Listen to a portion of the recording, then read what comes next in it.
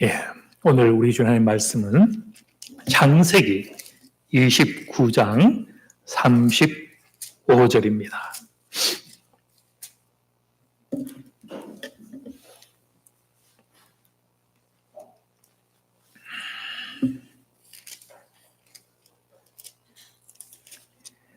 창세기 29장 35절 말씀.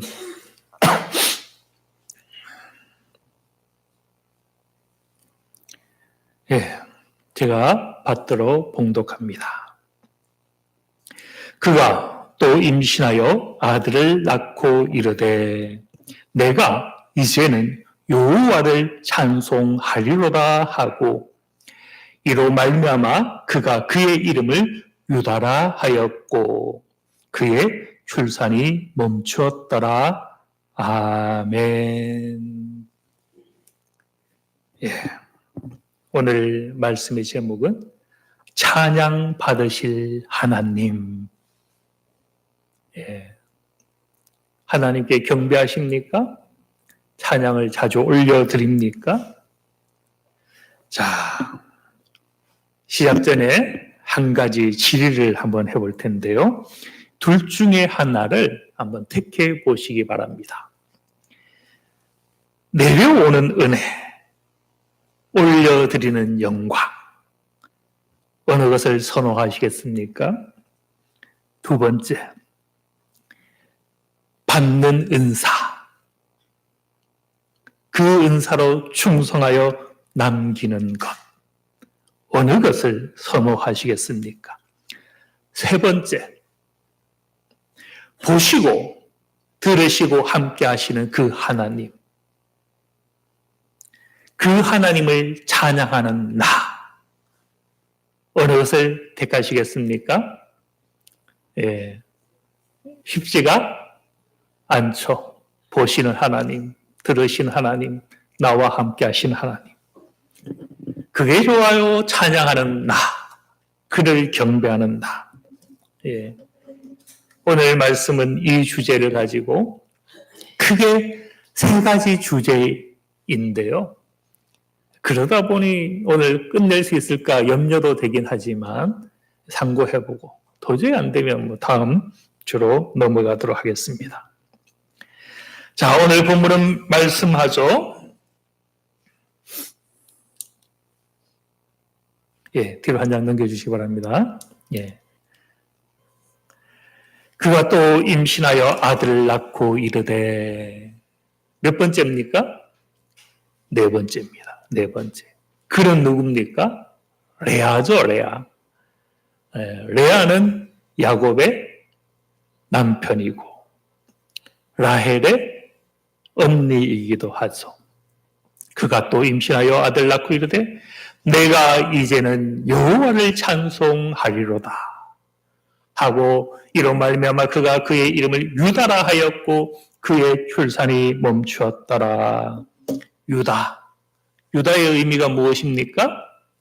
여호와를 찬송하리로다. 과연 오늘 본문은 우리에게 어떤 신앙 고백, 이 신앙 고백은 오늘 우리에게 무엇을 말씀하고 있을까? 이를 위하여 앞에 있는 세 가지 신앙 고백을 조금 살펴볼 필요가 있겠죠. 첫째 아들은 루벤이었죠. 의미가 무엇이었습니까? 루라, 보라, 벤, 아들이다. 예. 이것은 신앙 고백으로 환상하면 무슨 의미가 됩니까? 하나님은 나의 형편과 처지를 살펴보셨다. 여기서 나타나는 신앙 고백은 살피시는 하나님이죠.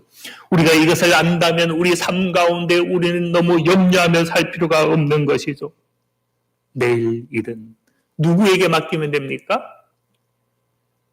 예, 하나님에게. 성경 마태복음 6장에 의하면 내일에게 맡기면 된다. 우리는 염려를 다 맡겨버리고 오늘 강하고 담대하게 하루하루를 살아갈 수 있는 근거가 어디 있다는 거요? 루벤이라는 신앙 고백.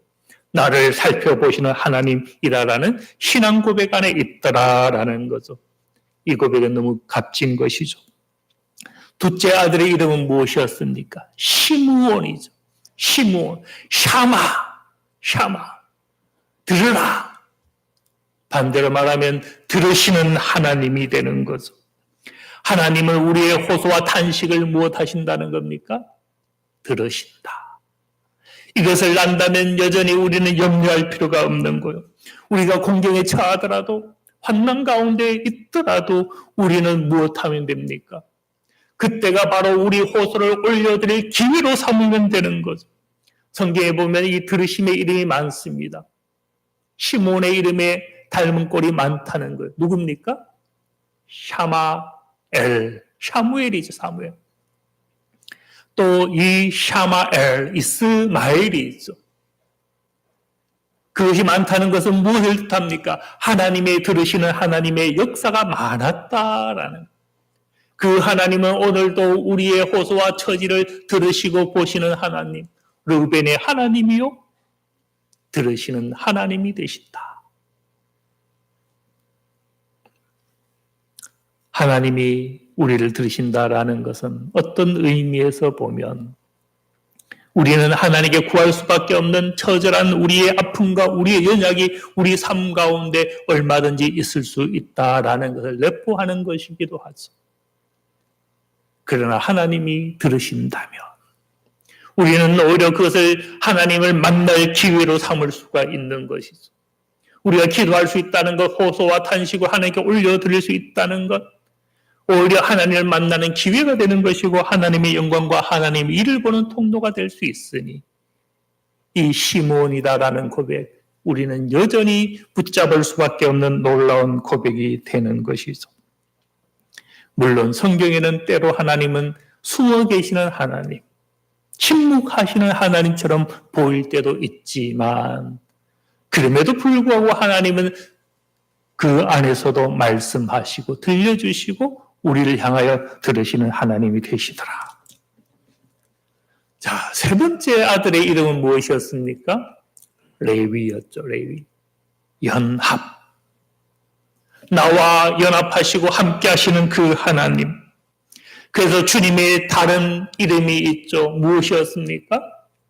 그의 이름을 임마누엘이라 하리라. 나와 함께 하시는 하나님. 주님의 이름도 임마누엘인 거예요. 그처럼 하나님은 레위의 하나님, 우리와 연합하시고 함께 하시는 하나님이 되시더라. 주님의 공생애를 보세요. 항상 소외되고 어려운 자들 그들과 함께 하시고 그들의 친구가 되어주시고 그렇게 연대하시고 함께 하신 하나님이 되시더라. 심지어 어디까지? 십자가를 통하여 죽음에까지 내려가셔서 흑암에 앉은 자들 그 영혼을 위로하시고 그들에게도 무엇을 전하셨다는 거요? 복음을 전하시더라. 베드로전서 3장이나 4장에 보면 주님은 그들에게도 복음을 전하시고 그들과 함께 하시고 찾아가는 주님 레위의 하나님이 되시더라라는 것이죠. 우리가 이런 임마누엘의 하나님을 고백할 수만 있다면 우리가 레위의 하나님을 우리의 하나님을 고백한다라는 것은 무엇을 뜻합니까? 신앙의 정점은 무엇에 있다는 거예요? 그로부터 무엇을 받는가 넘어서는 거예요. 그가 우리를 위해 무슨 일을 하셨는가 어떤 의미의 그것을 넘어서는 거예요. 함께 하시는 하나님이라면 우리는 하나님의 사귐 가운데 깊이 들어가야 되는 거예요. 하나님을 만나야 되는 거예요. 교제하고 그분과 함께 동행하고 그게 신앙의 정점이에요. 내 영혼이 그냥 구원받았습니다. 그것이 전부가 아닌 거예요. 신앙의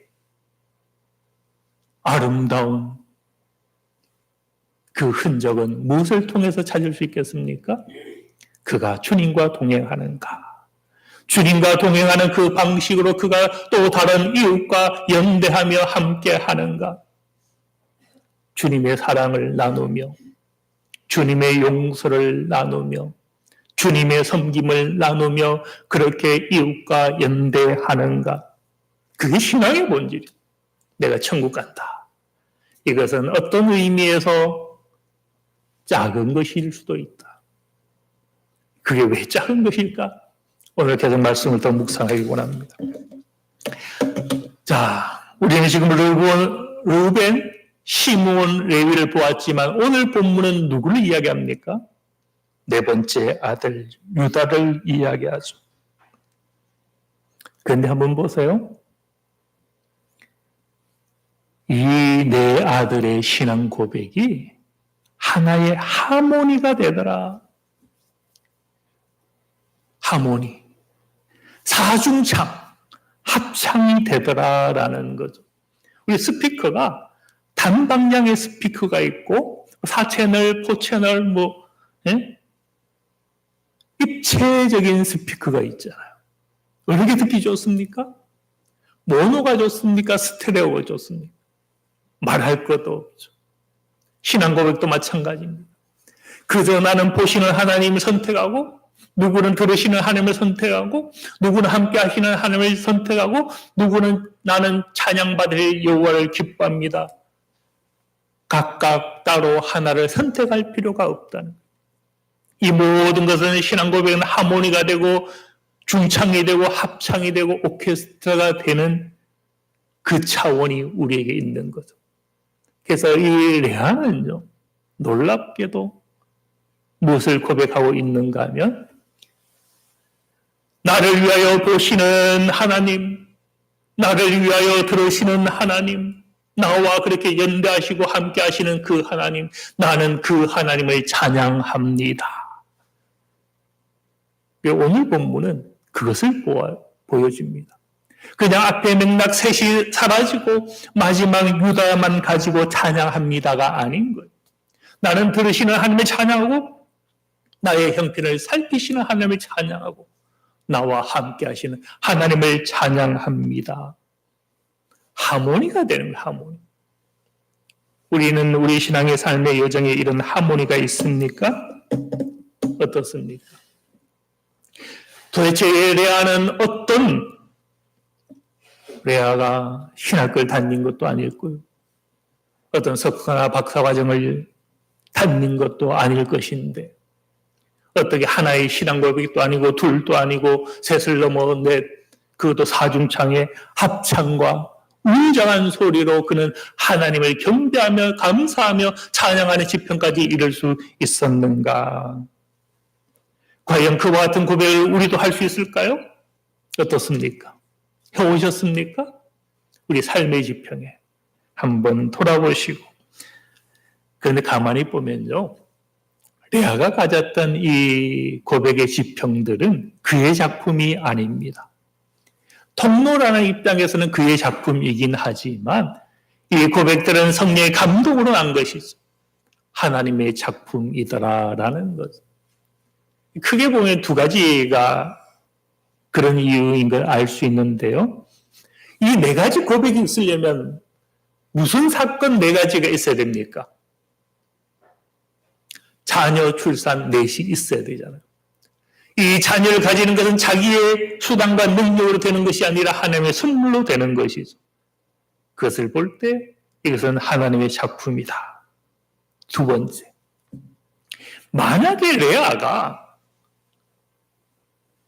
남편 누굽니까? 야곱의 사랑을 잘 받았다면 루벤이라는 고백은 나올 수가 없었습니다. 그가 남편의 사랑을 독차지했다면 나의 형편과 처지를 살피시는 하나님 루벤이다라는 고백이 나올 수가 없었죠.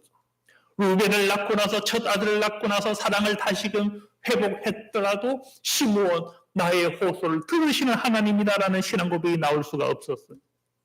루벤과 시므온을 통하여 그의 삶이 달라졌다면 더 풍요로워졌다면 아무 염려 근심이 없었다면 나와 함께 하시는 하나님에 대한 신앙 고백도 나올 수 없었겠죠. 그렇게 보면 이 레아의 삶에 있어서 고난과 연단은 긴 서사시와 같이 장편 소설과 같이 그의 삶을 억눌렀지만 오히려 그는 이 여정을 통하여 무엇을 고백할 수 있었습니까? 사중창을 하모니로 노래할 수 있었다. 그럼에도 불구하고 내가 넘어지고 내가 시험에 들고 내가 아파할 때도 하나님은 여전히 나를 살피셨고 하나님은 나의 호소와 탄식을 거절하지 않으셨고 그렇게 나와 연대하신 그 하나님이니 나는 하나님을 경배하고 찬양하고 감사와 영광을 올려드립니다. 통로에는 레아가 쓰임받았지만 이것은 어떻게 보면 하나님께서 그를 통하여 심지어 방법이 고난과 연단과 같았을지라도 이것을 통하여 하나님께서 일하신 결과로 이 신앙 고백이 있더라라는 것이죠. 그럼 우리는 좀 고민 한번 해볼 수 있는 거죠. 이 위대한 신앙 고백에 레아가 쓰임받았는데 그것이 삶의 연단 가운데 일어난 것이라면 이 레아는 축복받은 사람입니까? 아닙니까? 어느 것 같아요. 네. 영적으로 보면 그럼에도 불구하고 축복 중에 축복을 받은 사람이 있어. 어느 누가 이 네 가지 신앙 고백의 주인공이 될 수 있겠습니까? 우리 삶에 있어서 연단이 많았습니까? 역경이 많았습니까? 우리도 자격이 있는 거예요. 하나님께서 우리를 통하여서도 보시는 하나님, 들으시는 하나님, 함께 하시고 연대하시고 우리에게 찬양받으실 하나님이 되신다라는 것. 우리 삶의 여정 가운데 하나님은 우리에게 늘 계시하고 계셨던 거죠. 우리 삶에 있어서 어떤 부분은 밝았고 어떤 부분은 어두웠지만 이 그림이 다 모자이크처럼 엮어지니 하나의 큰 그림이 되는 것처럼 밝고 어두운 것이 하나님 함께 하시고 떠남의 모양이 아니더라라는 것이죠. 하나님의 은혜 가운데 있을 때 그때 어둠의 순간에 있을지라도 하나님이 나와 함께하지 않은 것은 아니죠. 하나님은 그 안에서 우리의 신앙 고백을 요구하셨고 우리의 찬양과 경배를 또한 거기서 받고자 하신 것이죠. 레아는 세상적으로 보면 사랑받지 못했고 소외되었고 주변인과 같은 삶이었지만 다른 한편에서 주님은 그의 곁에 계셨고 그를 살피셨고 그와 동행하심으로 그를 통하여 증거과 같은 신앙 고백을 고백하도록 인도하시더라. 사모하는 자가 신앙 고백의 주인공이 될 수 있습니다. 우리는 이 신앙 고백을 사모하겠습니까? 아니면 세상의 그 풍조로 인하여서 신앙 고백을 놓치고 사는 그것이 우리의 자리가 되어야 하겠는가 한번 생각해 볼 필요가 있는 것이죠. 두 번째 주제로 한번 넘어가 보기를 원하는데요. 이 유다라는 여호와를 찬양한다는 이 신앙 고백이 얼마나 놀라운 차원이 되는가. 우리 시작에 질문했죠. 둘 중에 하나를 택한다면 무엇을 택할 것인가? 보시는 하나님, 들으시는 하나님, 함께 하시는 하나님을 택할 것인가? 아니면 그를 찬양하는 나, 이것을 택할 것인가? 이 네 가지 신앙 고백을 보면요, 성격이 전혀 다릅니다. 앞에 세 가지와 네 번째는 전혀 다른 거예요. 앞에 세 가지는 무엇에 대한 신앙 고백입니까? 나를 돌보신 하나님에 대한 신앙 고백이죠. 그는 나를 보셨고, 그는 나를 들으셨고, 그는 나와 함께 하셨다. 그런데 네 번째 고백은 그런 고백이 전혀 없습니다. 무엇만 있어요? 여호와를 찬양하리로다. 이거밖에 없잖아요. 하나님이 나에게 무엇을 해주셨다라는 고백이 전혀 없어요. 네 번째는. 그 하나님을 나는 찬양합니다. 이것밖에 없는 거예요. 앞에 셋은 무엇과 같습니까? 내려오는 은혜와 같은 것. 네 번째는 무엇과 같아요? 올려지는 영광과 같은 것이죠. 앞에 세 고백은 하나님께서 나를 살피셨고 또 앞으로 또 살피기를 원합니다. 하나님은 나의 호소와 처지를 들으셨고 앞으로도 듣기를 원합니다. 하나님은 지금까지 나와 함께 하셨고 앞으로도 나와 함께 하시기를 원합니다. 라는 고백이라면 네 번째는 그런 고백이 전혀 없어요. 그저 나는 주님을 감사하고 주님을 찬양하며 주님을 노래합니다. 이것밖에 없는 거예요. 우리 성도님들. 앞에 세 가지를 만약에 둘 중에 하나를 택해야 된다면 내려오는 은혜, 그분이 주시는 은사, 이걸 택하겠습니까? 아니면 그 은사로 남기는 나, 내려오는 은혜 앞에 올려지는 영광 돌림, 이것을 택하겠는가? 물론 우리가 내려오는 은혜 없이 살 수는 없겠죠.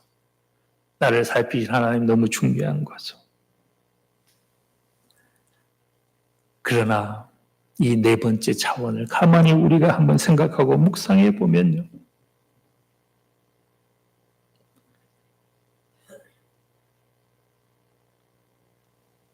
무슨 차원이 있습니까? 하나님은 우리에게 주시기만 하는 그 하나님이 아니라 우리와 만나기도 원하시고 교제하기도 원하시고 그 은혜로 말미암아 우리 삶의 열매를 우리가 그분 앞에 펼쳐놓는 그것도 하나님은 기대하신다라는 것이죠. 다시 한번 질문해 볼까요? 우리는 이 네 가지를 우리 앞에 펼쳐놓고 선택하라 하면 무엇을 선택하시겠습니까? 만약에 설교하기 전에 이 네 가지를 내어놓고 아마 선택하라 하면요. 제 생각에는 세 번째를 선택하실 것 같아요. 첫 번째 살펴보시는 하나님은 좋긴 한데 내 형편과 처지를 살펴보신다. 또 다른 차원에서는 보시는 하나님 조금 부담되지 않습니까? 내가 정의로운가? 내가 공의로운가? 주님이 섬기신 것처럼 나도 섬기는가? 그거 살펴보신다면 어떤 의미에서 첫 번째는 우리가 부담스러워 택하지 않을 것 같아요. 두 번째는 어떻습니까? 들으시는 하나님. 들으시는 하나님은 어떤 의미에서 나의 호소와 탄식을 올려드린다는 의미에서 너무나 중요한 고백이지만 또 다른 한 차원에서 우리는 기도하는 영혼이 되어야 되고 온유한 영혼, 낮아진 영혼, 누가 호소와 탄식을 올려드립니까? 마음이 겸손한 자가 탄식과 호소를 하나님께 올려드리는 거거든요. 우리가 이미 어느 순간 마음이 부해지는 그 순간 우리의 호소는 사라지고 우리의 간구나 구하고 찾고 두드리는 것은 둔하여질 수밖에 없는 그런 차원에서 들으시는 하나님을 고백하는 이것도 우리가 부담스러운 거예요. 우리는 어떤 의미의 호소를 가지길 원치 않고 어떤 의미에서 기도를 쉬고 싶고 그런 거죠. 세 번째는 나와 함께 하시는 하나님. 너무 좋죠. 함께 하시는 내가 설령 부족해도 내가 설령 게으러도 나를 내어버리지 않고 함께 하시는 그 하나님. 그래서 아마 이 네 가지 중에 선택하라 하면 우리는 세 번째를 하지 않을까 생각을 합니다. 무엇을 가장 선택하지 않을 것 같아요? 유다의 하나님. 찬양 받으실 하나님. 그 하나님은 우리가 놓치고 살 가능성이 많지 않을까. 한번 볼까요?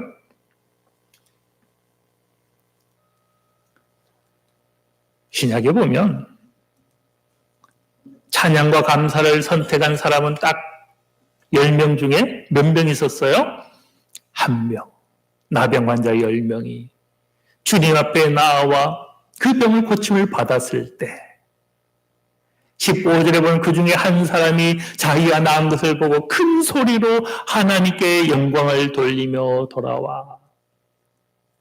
모두가 하나님의 일을 보았지만 그 중에 감사와 찬송과 영광을 돌림으로 나온 사람은 1명이었다. 주님께서 그 사실을 지적하시죠. 10사람이 다 깨끗함을 받지 아니하였느냐? 9은 도대체 어디 있느냐? 이 이방인 외에는 하나님께 영광을 돌리러 돌아온 자가 없느냐? 놀라운 것은 그 다음입니다. 가라! 내 믿음이 너를 구원하였느니라. 네, 이겁니다. 도대체 왜 여기서 구원이 선포될까? 질문 한번 할까요? 나머지 9은 구원을 받지 못했다. 어떻게 생각합니까? 그렇지 않죠. 구원은 십자가의 도로 되는 것이지 감사가 빠진다고, 찬양이 빠진다고, 응답이 빠진다고 구원에서 취소되는 것은 아니겠죠. 그렇다면 여기서 내 믿음이 너를 구원하였다라는 말씀은 도대체 무슨 의미인가? 이 의미를 보기 위해서 또 다른 구원을 선포하는 한 사건을 같이 보길 원합니다. 향유옥합을 깨뜨린 여인이죠. 주님은 시몬 바리새인의 집에 초대되었죠. 그는 부자 시몬이었죠. 주님은 말씀합니다. 너는 내 머리에 감람류도 붓지 아니하였으되 그는 향유를 내 발에 부었느니라. 그러므로 내가 말한다. 그의 많은 죄가 사하여졌도다. 이는 그의 사랑이 많음이라. 여자에게 이르시되 내 죄의 사함을 받았느니라. 그리고 말씀하셨죠. 내 믿음이 너를 구원하였으니 평안히 가라. 자, 여기도 보면 죄사함의 선포와 구원의 선포가 무엇을 통해서 나타납니까? 신앙 고백이 아닙니다.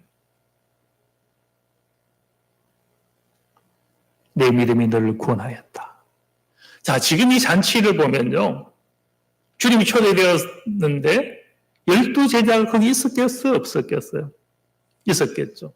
시몬도 있었고 그 여인은 불청객으로 찾아온 것이고 아마 시몬의 동료들까지 있었으면 뭐 많으면 100명일 수도 있고 적으면 뭐 50이나 더 될 수도 있겠는데 조금 전의 사건은 10명 중에 1명이었습니다.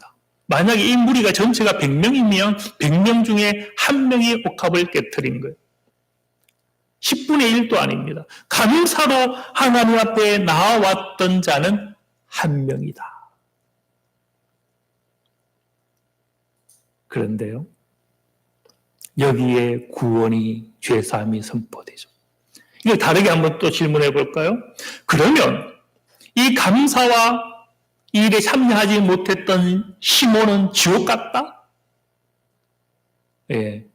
또 그렇게 보면 구원이 애매하잖아요. 구원은 주님 십자가를 피로 되는 건데 합류 옥합 못 깨뜨려서 지옥 가면 예, 그게 죄사함을 결정하는 사건이면 우리 중에 누가 구원받고 죄사함을 받겠는가?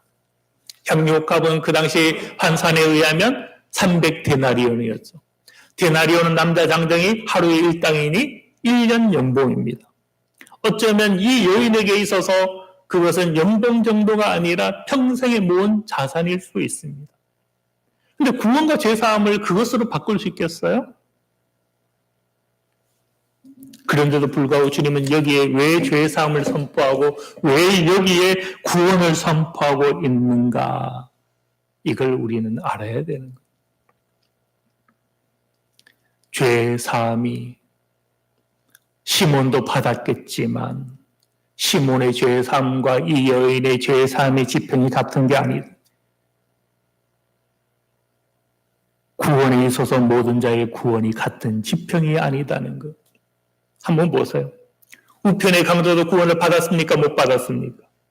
물론 엄격히 말하면 성경에서 우편 강도, 좌편 강도 표현이 없습니다. 좌편이 받았는지 우편이 받았는지는 우리가 그냥 말로 하다 보니 우편 강도가 구원받았다고 하는데 성경에는 그 용어가 없고요. 하여튼 그 강도도 살인자도 구원을 받았죠. 근데 그 살인자가 받은 구원의 지평과 청지기로 섬기다가 받은 자의 지평이 같겠습니까? 다르겠습니까? 쉽게 말하면 그 우편 강도와 사도 바울의 구원이 같은 지평이 되겠느냐? 구원이 다 같은 게 아니에요. 죄사함이 다 같은 게 아니에요. 내 많은 죄가 사하여졌도다. 이는 무엇이 많다? 사랑이 많음이라. 우리는 생각해야 되는 것. 보시는 하나님을 경험한 것도 구원의 은혜고 들으시는 하나님을 경험한 것도 구원의 은혜고 함께 하시는 하나님을 경험한 것도 구원의 은혜지만 그 모든 은혜는 무엇과 상관이 있습니까? 내가 받은 은혜이잖아요. 무엇이 빠졌습니까? 그러면 내가 하나님께 올려드릴 영광은 어디 있고 내가 올려드릴 감사와 깨뜨릴 향유 옥합은 어디 있는가? 네 번째 차원은 그것을 보여주죠. 내가 여호와를 찬양하리로다. 더 정확히 말하면 이제는 그전에는 받는 신앙이었죠. 보시는 하나님을 기뻐했습니다. 들으시는 하나님을 좋아했어요. 함께 하시는 하나님을 너무 놀라워했습니다. 그런데 그 세 가지는 아무리 풍성해도 다 받은 은혜요. 하나님이 주시는 약속을 내가 받은 것이고 누린 것이고 받은 은사요. 받은 복이었죠. 그것도 구원이죠. 그런데 그것만이 전부는 아니더라.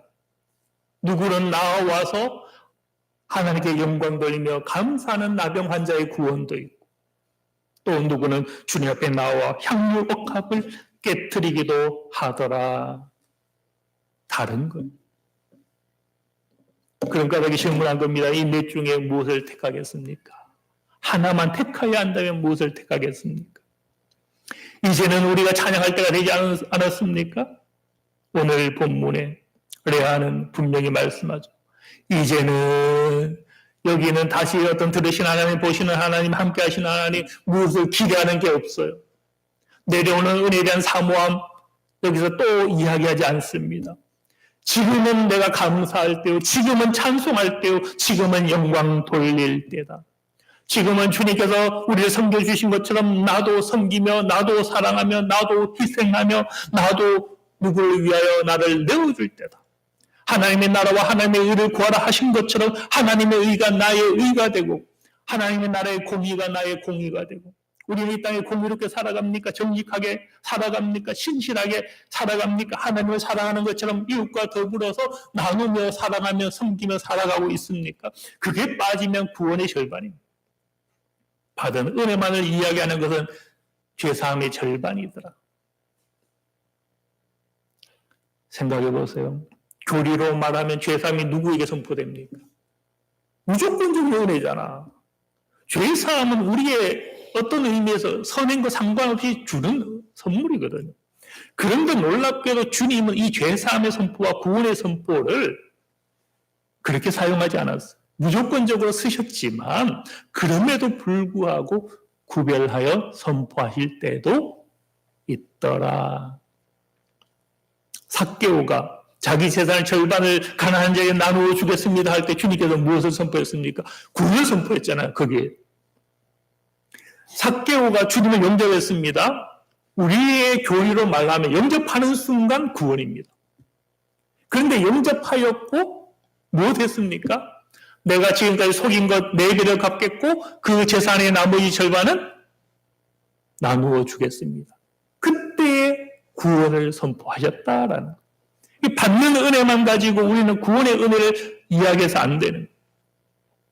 보시는 하나님, 들으시는 하나님, 함께 하시는 하나님을 경험했다면 이제는 무엇을 노래해야 됩니까? 찬양 받으실 하나님을 노래해야 됩니다. 이제는 그런 까닭에 레아의 신앙 고백과 닮은 고백이 하박국에 나옵니다. 3장 17절.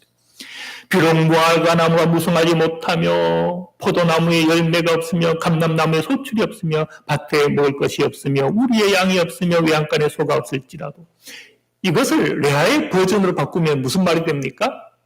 설령 내가 오늘날 살피시는 하나님을 마치 경험하지 못하는 것처럼 하나님이 숨어 계시는 하나님처럼 보일지라도 하나님께 때때로 나의 호소와 탄식을 거절하시고 침묵하시는 것처럼 보일지라도 때때로 하나님이 숨어 계셔서 나와 함께 하지 않는 것처럼 보일지라도 나는 그 주님을 즐거워하며 그 구원의 주님을 찬양하며 감사하리로다. 이런 거잖아요. 우리 신앙의 지평은 어디까지입니까? 그 하나님을 경험하신 은혜가 있으시길 바랍니다. 그 신앙 고백까지 나아가야 되죠. 그 신앙 고백. 이제 세 번째를 하면 시간이 너무 많이 갈 것 같아서 요건 다음 주에 하든지 아니면 그 다음에 하고 나중에 한 번 더 하든지 세 번째 주제는 이겁니다. 왜 유다라는 고백 앞에 넷째 아들 앞에 찬양이 나왔을까? 저는 여기에 엄청난 놀라운 또 다른 신비가 있다고 봅니다. 유다의 후손에 누가 납니까? 그리스도가 나잖아요. 찬양 받으실 그리스도가 오시잖아요. 유다가 찬양이죠, 찬양. 예. 레아는 여기서 찬양할 수밖에 없는 어떤 성령의 감동에 의해서 오실 메시아가 이 아들의 후손으로 올 것을 보았을 수도 있는 거거든요. 그 차원은 또 다른 시간에 한 번 더 묵상을 하도록 하겠습니다. 우리가 이 4가지 신앙 고백을 하모니처럼 풍성하게 하시고 또 3가지 고백을 넘어서서 4번째 감사와 찬송을 올려드리는 영광의 집단까지 다다르시는 저와 여러분들 다 되시길 바랍니다. 네, 기도합니다. 우리 예배를 받으시는 주님을 찬양합니다. 우리 신앙 고백을 받으시는 주님을 찬양합니다.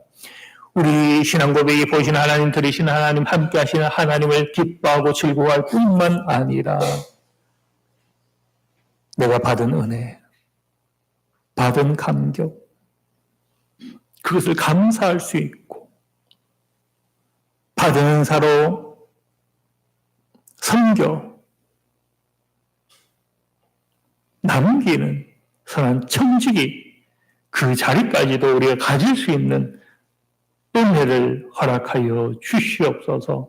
모든 은혜 다 주께 감사드리며 예수 그리스도의 이름으로 기도드립니다.